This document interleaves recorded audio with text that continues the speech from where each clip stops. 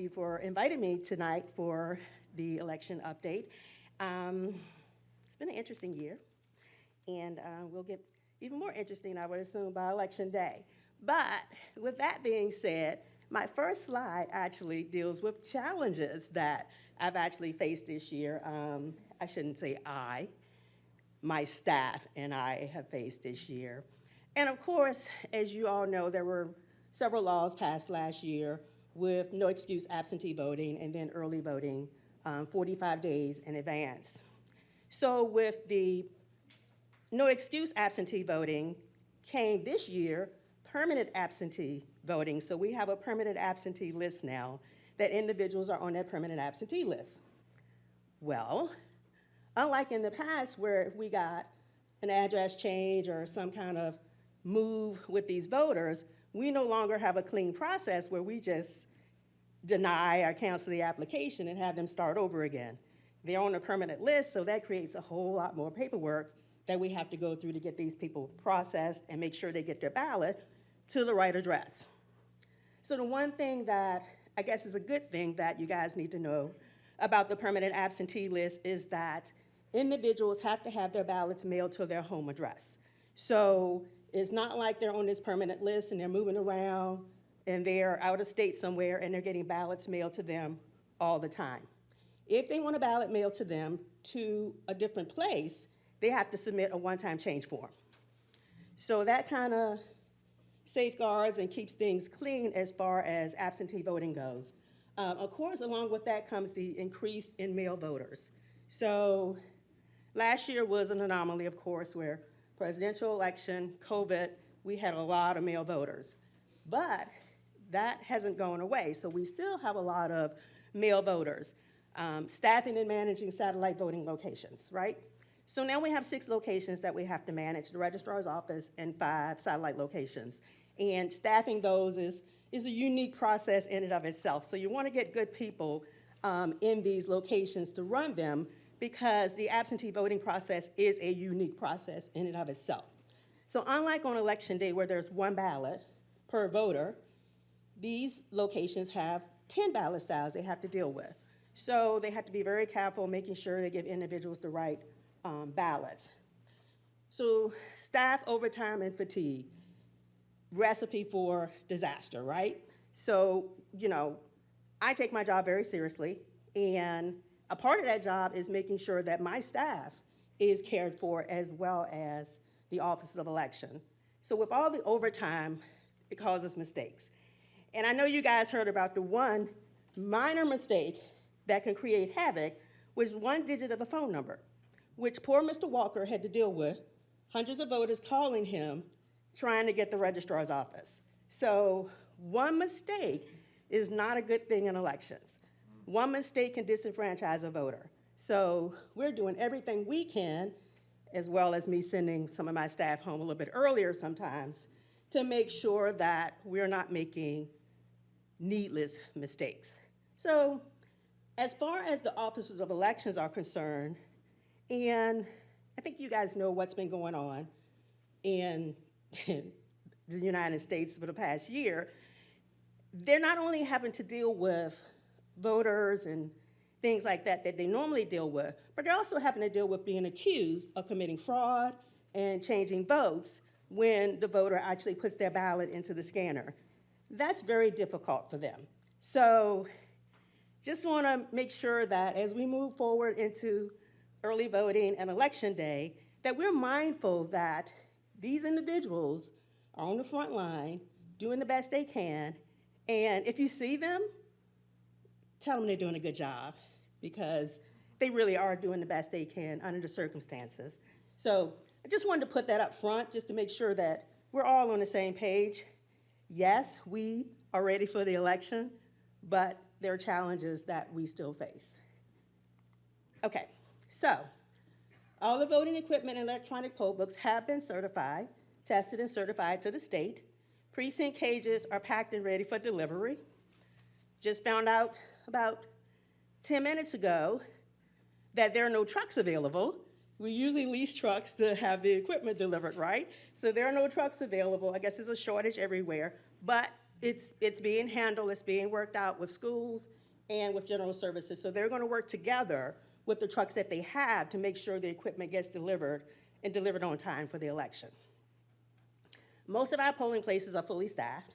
We do have two that we're struggling with, Precinct 313 Woolwich and 514 Watkins. So these two precincts are short 4 more officers.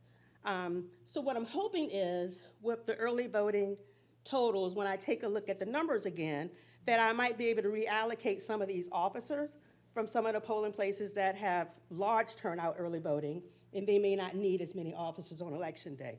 So that's my goal. All the officers have been trained that are assigned. Any new officers that are appointed will be trained. They have to go through an online training. Everyone else was trained in person. All of our chiefs and deputies went through an intensive 3-hour training this summer with a certification class that I designed. And I need to take a deep breath, hold on.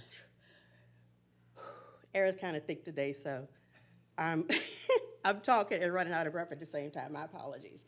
So I designed a certification class. So this was class 1 of a 3-class certification. And they went through a 3-hour intensive where we looked at all the laws that pertain to the election, the conduct of the election, all the forms that they have to complete, why they have to complete them, and why they're important. So we went through that this summer. Okay, so here's the crux of what everybody likes to hear. So we began sending out mail absentee ballots the week of September the 6th. So early voting and no excuse absentee voting technically begins September 17th. But in order to get the 10,000 ballots out the door, we started sending them out a little bit earlier so that we wouldn't overtax the mailroom and anybody else that had to deal with this.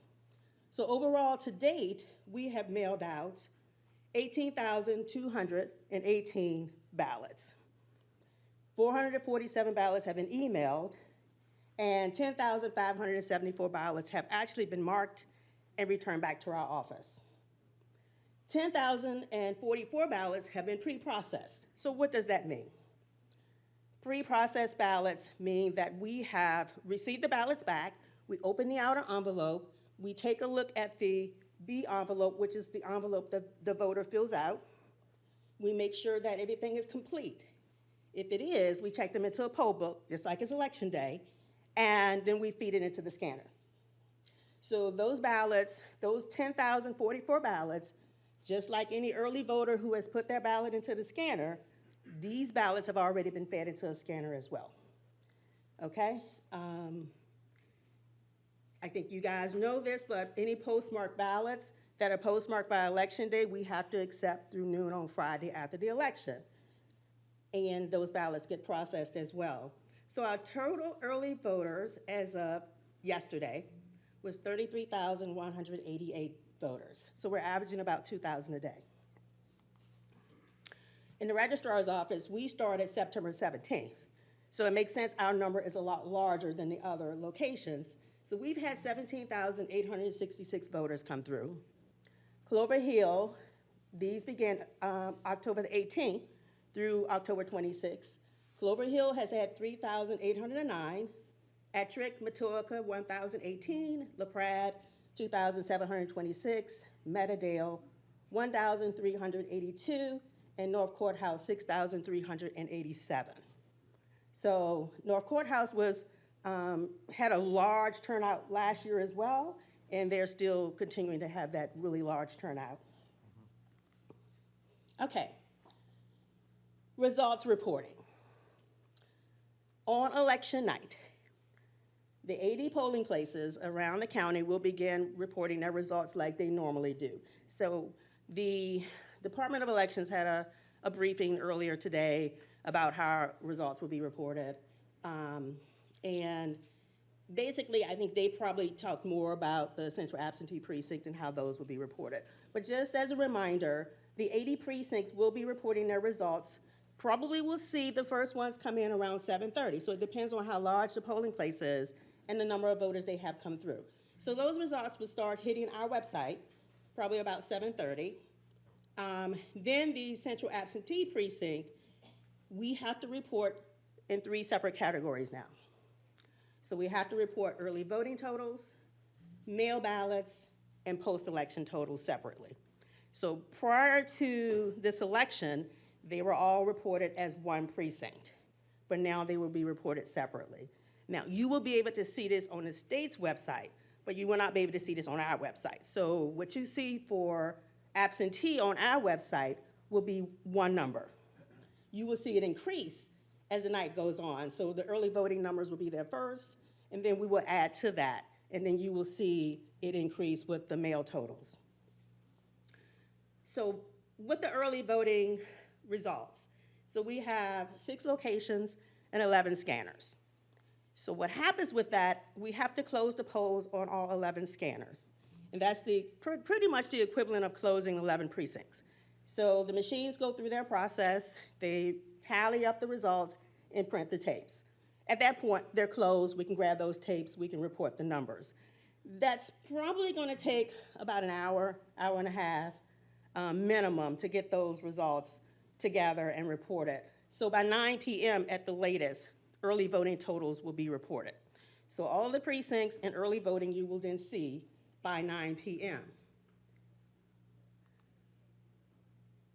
The next thing you will see will be the cap mail totals. So our cap mail process includes email ballots and any damaged ballots that we would have to hand count on election day, mail ballots that did not get pre-processed, that were fed through the scanner, and then we have our pre-processed ballots. So that's our cap mail results. Those are our totals for cap mail. Okay, so the hope is that we will be able to finish processing cap by 7 p.m. when all the other polls close. That is my hope. So we've been pre-processing for a while. We pre-processed most of the ballots. It depends on what really comes in after Saturday and on Monday, and then we send to the cap precinct, whether or not they can get all those done by 7 p.m. But that is the goal, to get them done by 7 p.m. However, we do have until 11 p.m. to process ballots in the central absentee precinct. Once that's done, then we will report those totals. Hopefully prior to midnight, but at the latest, I'm thinking midnight would be when those totals will be reported. Post-election ballots will be processed on Friday in the post-election cap precinct. And then after that, the electoral board must canvass those results. So they canvass all the other results on Wednesday, but these results have to be canvassed as well, and that will happen on Friday. So the provisional ballots, as you all know, provisional ballots are not counted on election day. They're not fed through a scanner. They're put into an envelope. They vote provisionally. They go to the electoral board, and they have their provisional ballot meeting to determine whether or not these ballots should be cast. At that meeting, they will cast those ballots, and those results will also get reported on Friday. So all of these results are unofficial until the board signs the abstracts and certifies to the state. So the canvass, if anybody's interested, begins on Wednesday at 9:30, Wednesday after election at 9:30 in my office. The electoral board has to certify the results to the state board by Tuesday, November the 9th. Any questions? Thank you. Any questions, comments? Supervisors? I have a couple questions. Sure. One, I had somebody reach out and say, what if I didn't get my mail-in ballot back in time? Can I bring it to the poll on the 2nd and be able to cast it? How do they handle that if they haven't mailed it in time, but they have their ballot? How do they handle that? Thank you for that question. So at each polling place on election day, there is a drop box for individuals who requested a ballot through the mail and they want to vote that ballot. They can take it to the polling place and drop it in the drop box. And that was my other question. The drop boxes, if you have your ballot, is there anybody that is at the drop boxes that verifies that the person is legitimately putting in one ballot into the box, or are the boxes open and people can just drop them in as they come by? So our drop boxes are not outside. Our drop boxes are at our satellite locations in my office and will be at the polling places on election day. And no one verifies that they are the person that's dropping off the ballot. However, it's a little slot about this wide. So you can only get one ballot in at a time. So if they tried to drop in, multiple ballots, it would raise a red flag for the individuals that is there with the ballot box. But no, we do not verify that they are the individual. So they are monitored, but we don't check anything else other than it fits into the box and they're not dropping multiple ballots. That's correct.